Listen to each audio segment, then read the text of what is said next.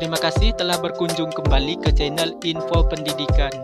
Nah, pada kesempatan kali ini saya akan memberikan informasi mengenai belajar dari pendidikan di Finlandia dan Cina.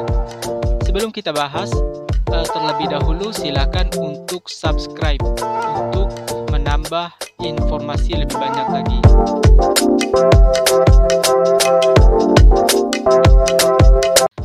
Baik, di sini ada pertanyaan. Apa yang menyebabkan Finlandia dapat menjadi negara yang makmur sekaligus menjadi di antara negara dengan masyarakat yang paling bahagia? Apa hubungan dengan model pendidikan yang diterapkan di negeri ini? Mari kita bahas.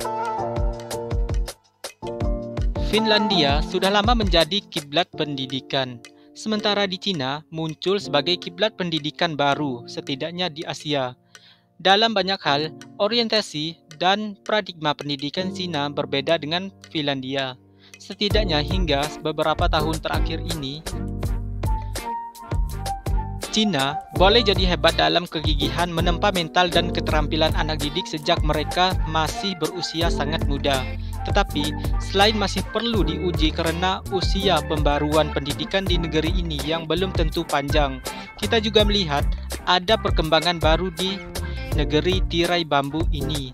Apakah sistem pendidikan ala Cina ini bisa menghasilkan orang-orang yang sejahtera lahir batin, ataukah cuma melahirkan ahli-ahli dalam mengajar pertumbuhan ekonomi dan kesuksesan bisnis dalam konteks materialistis? Lalu, bagaimana sistem pendidikan di negara Finlandia? Sistem pendidikan di negara Finlandia yang pertama itu wajib belajar selama 9 tahun.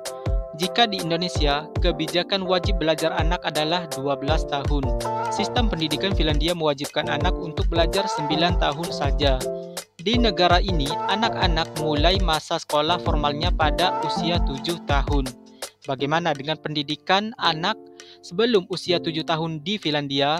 Sebelum memasuki sekolah formal, anak-anak dititipkan di penitipan anak dan taman kanak-kanak atau TK. Bedanya dengan di Indonesia, biaya dan TK anak-anak di Finlandia gratis alias ditanggung pemerintah. Meskipun gratis, TK dan penitipan anak di Finlandia sangat berkualitas.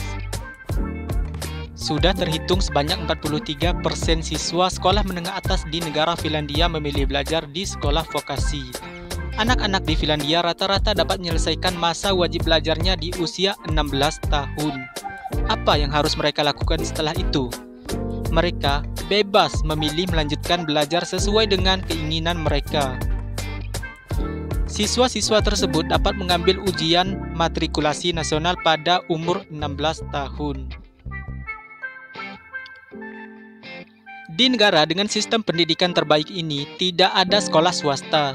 Karena semua sekolah dibiayai oleh pemerintah, maka umumnya tidak ditemukan adanya kesenjangan antar sekolah. Di sini tidak mengenal adanya sekolah favorit.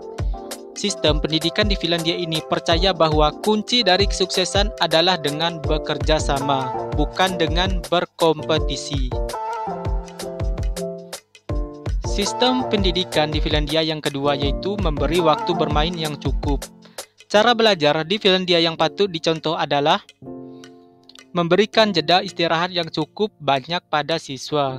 Siswa akan mendapat waktu istirahat selama 15 menit, setiap setelah belajar selama 45 menit. Dalam satu hari, siswa-siswa di Finlandia mendapat waktu istirahat sebanyak 75 menit. Herannya, dengan metode seperti ini, justru siswa dapat menunjukkan performa yang sangat baik dan bisa mengerjakan tugas lebih baik. Sistem pendidikan di negara Finlandia yang ketiga yaitu memberi PR yang sedikit. Sistem sekolah di negara Finlandia tidak mengharuskan guru-gurunya memberikan pekerjaan rumah atau PR pada siswa dalam jumlah yang sangat banyak. Orang tua dan guru berpendapat bahwa pelajaran yang mereka hadapi di sekolah sudah cukup padat. Tidak harusnya siswa-siswi dibebani lagi dengan tumpukan tugas yang membuat mereka kelelahan. Mereka lebih mementingkan anak-anak daripada menghabiskan waktu bersama keluarga dengan aktivitas yang membuat mereka gembira. Yang membedakan kurikulum pendidikan di Finlandia dengan kebanyakan negara lainnya adalah kurikulum di Finlandia merupakan besar pedoman yang luas. Guru-guru diberikan kebebasan untuk menentukan gaya dan ide pembelajaran yang sesuai dengan kebutuhan dan karakter siswanya. Pendidikan di Finlandia yang keempat yaitu guru sangat dihormati. Profesi guru di Finlandia tidak dipandang sebelah mata. Para guru sangat dihormati di negara ini. Hal ini bisa jadi merupakan salah satu kunci keunggulan sistem pendidikan di Finlandia.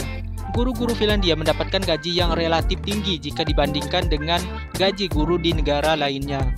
Oleh karena itu, untuk menjadi seorang guru pun perlu kualifikasi khusus. Untuk menjadi seorang guru di Finlandia, gelar master, gelar minimal yang dimiliki setidaknya master.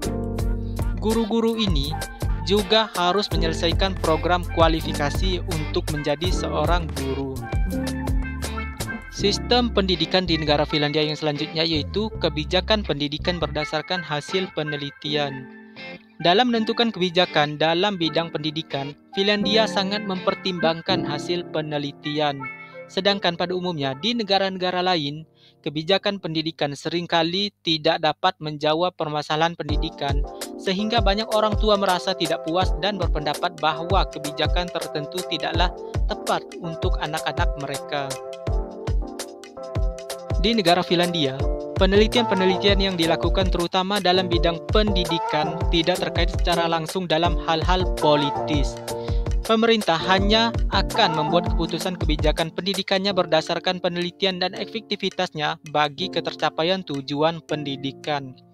Jika hasil penelitian menunjukkan bahwa perlu diadakan perbaikan, maka pemerintah akan sangat mendukung perbaikan-perbaikan pendidikan dilakukan. Bagaimana guru-guru pintar? Menarik bukan fakta-fakta tentang sistem pendidikan di negara Finlandia?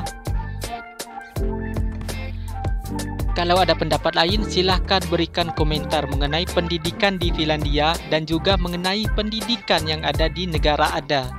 Bagaimana pendidikan di negara Anda jika dibandingkan dengan pendidikan di negara Finlandia ini?